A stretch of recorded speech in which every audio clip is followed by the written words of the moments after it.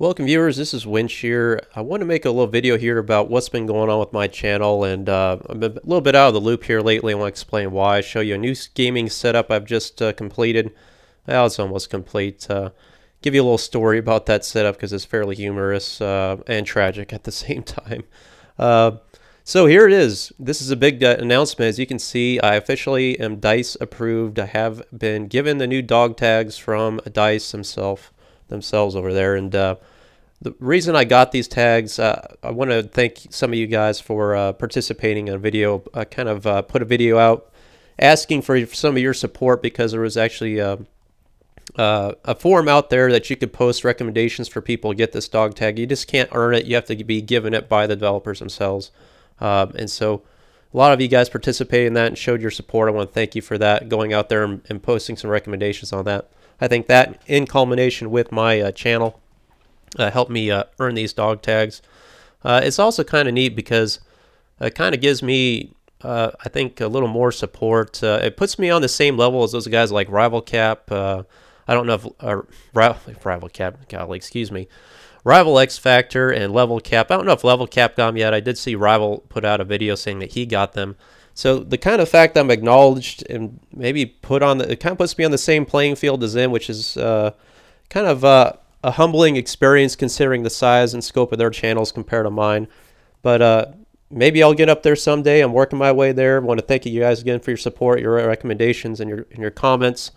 And I hope to always bring you quality content over quantity content. I just don't like to put out mass spam, basically putting out there just for sake of putting out there. I want to show you good content.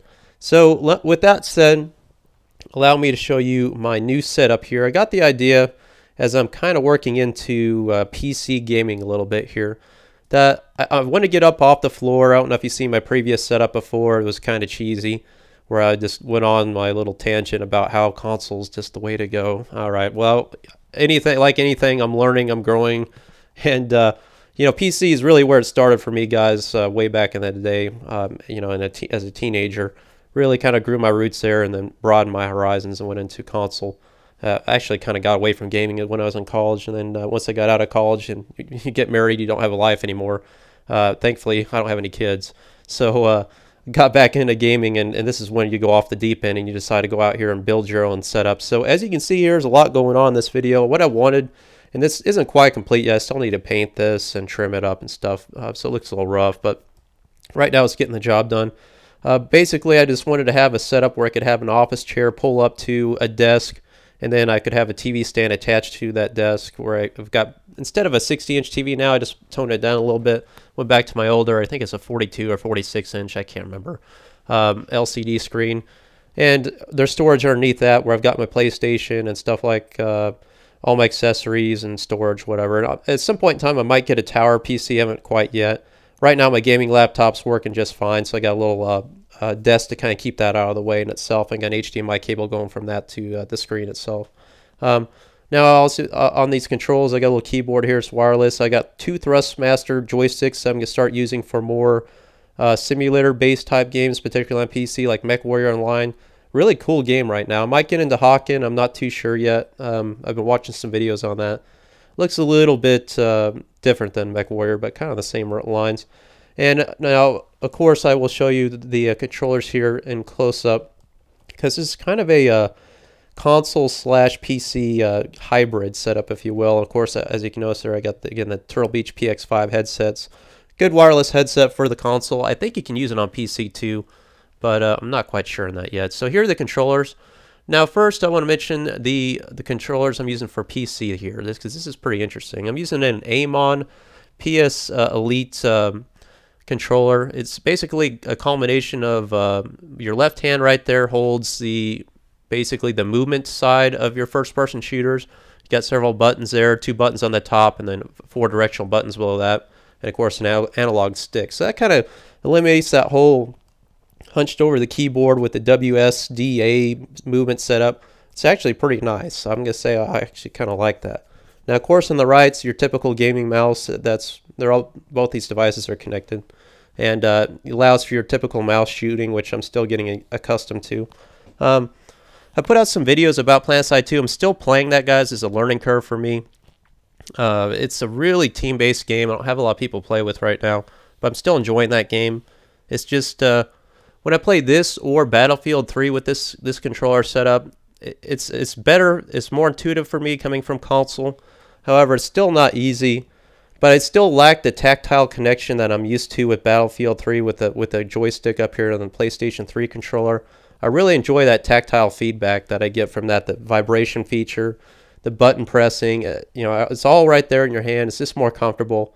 I feel like I don't know. I just feel a better, greater connection with the game as opposed to this setup still. But it's a good blend between the two, because as you can see, that controller on the left with the mouse setup basically replaces the whole left side of that joystick on the PlayStation 3 controller. So again, it's a good compromise. I'm not gonna say it's the best setup, but it's working for me. And now, if you notice on that PlayStation 3 controller there's some kind of goofy looking extension on that thing.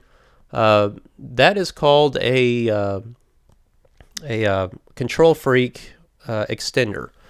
Now, I'll give you a little closer picture of it here as this next clip comes up. Okay, here we go.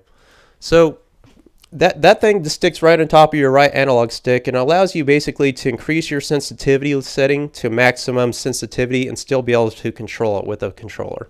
Kind of almost like a mouse type sensitivity, but you can retain that with your joystick on the controller. Now, it's completely legal on Major League Gaming, all that stuff, if you guys are concerned about it being, you know, a hacked controller or modded controller. It's none of that. It's all legal, legit. Just pop it on there, allows you to increase your sensitivity, give you a little more arm on the joystick so you're more accurate with it. A lot of you guys ask, how am I so accurate with my aiming? Then a lot of you guys balk at how terrible my aiming is, so I'm not sure which it is. But that allows me to play on a little more higher level, and that allows me to turn around quicker. It kind of gives you almost, again, that mouse type precision. Now, also, you'll notice there on the trigger guards down there, I got two little extenders as well. A lot of times these come sold together with the Control Freak, the trigger extenders and the analog stick extender. But that just gives you a little more comfort there too whenever you're throwing a grenade, or I just keep my keys mapped to default. So try that out, guys, see if it works for you. I like that setup. Now let's get back to the story on developing this thing or creating this thing. So now this desk cost me about $200 just in wood. I couldn't believe how much that cost. So I was putting this thing together for a few days in my garage, and I was real meticulous after cleaning it up that I collected all the screws and all the nails, because we park both our cars there, my wife and I both do. And my wife, of course, just got a brand new set of tires on her car, which cost about $1,000. And I knew if I didn't get up every little screw that sure enough she would run over one. Well, if Murphy's out there, he knows me very well, and guess what happens? There you go. So I'm putting it together, and my wife comes storming in the door. She's like, well, guess what I just ran over? I'm like, you've got to be kidding me. And I was more mad at myself than anybody, because I was on my hands and knees out there. I was, you know, sweeping up everything. I checked that floor half a dozen times, but sure enough, one lone screw rolls off underneath the garage door, which I missed. It goes right into that brand new tire, which we get to get replaced now. So if that's not bad enough, while I'm distracted with that, because she comes in and interrupts me during the reconnection process of all my devices, for those of you that don't know what device I use to record, I use just what everybody uses for console recording. It's the Halpage HD PVR recorder. You can get at Best Buy. It's $200. They got a new variant out now. I think it's the gaming edition #2, but it's the same thing, but you can record with HDMI as opposed to component cable. But you still can't record HDMI off PlayStation 3 because that's encrypted. But that's why I just keep this as it is. But on the back here, you can see that you have your component. So your component goes in, your component goes out to your TV. You can still record in HD and play in HD. But you notice this little sticker on the top? Use only the power supply provided. A 5-volt DC adapter. Oh, okay. Well, let me tell you something. A lot of things fit in that little hole that's for that 5-volt power adapter. And sure enough, I got distracted. I plugged in the wrong one. I plugged a Logitech one in there. And it fried this unit instantly. I could not believe that this thing is manufactured that poorly, to where they don't have any kind of capacitors in there to restrict the slide over voltage. I mean, I don't say massive, but just 20 volts, really, 20 and 5 volts. They couldn't restrict that. As you can see, that's the one I plugged in on the right. That's a Logitech adapter. It's 20 volts. The one I'm supposed to use is on the left, and that's the Hauppauge. And as you can see the tips there, they look just about the same, and they fit in there just fine. And I am not the only one that's made this mistake. Numerous other people have. I think you can send this off to Hauppauge for $45 to get it fixed, but I'm just going to go out and get another one and learn my lesson there. So basically, this little project's cost me $600, $400 of which has been just mass stupidity. And again, what can you do? Shit happens, right? But anyway, just want to give you guys a heads up if you ever do get one of these recorders, and make damn sure, or any kind of electronic device that is, that you are always plugging in the actual supplied AC adapter for whatever it is, your phone, your computer, your TV, because if you are not exactly 100% certain, stuff like this can happen, and it can cost you big time. That's another reason you sometimes want to get those warranties whenever you're buying those electronic devices, because it covers stuff like this for the most part. Or if your house gets struck by lightning, surge, power surge, whatever. So keep that in mind, guys. That's why I've been a little bit slow putting out videos here for a little while. I'm going to get some more content out with PC, some more content out with Battlefield 3. I'm just been a little bit slow with it. Hope you found that story kind of humorous, because it was really tragic for me. I was really upset with myself, but what can you do? Lessons learned. You live and learn, right? Thanks for watching, guys. Thanks again for all your support. Come after me with those DICE dog tags. Good luck getting them. For those of you who know, you cannot wear them once you get them, just like any dog tag. You have to actually unlock that dog tag. So I'm sorry, you will not be able to wear the dog tag, but you will have it in your inventory, and you can display that proudly that you have 1Windshear's dog tags. So bring it on.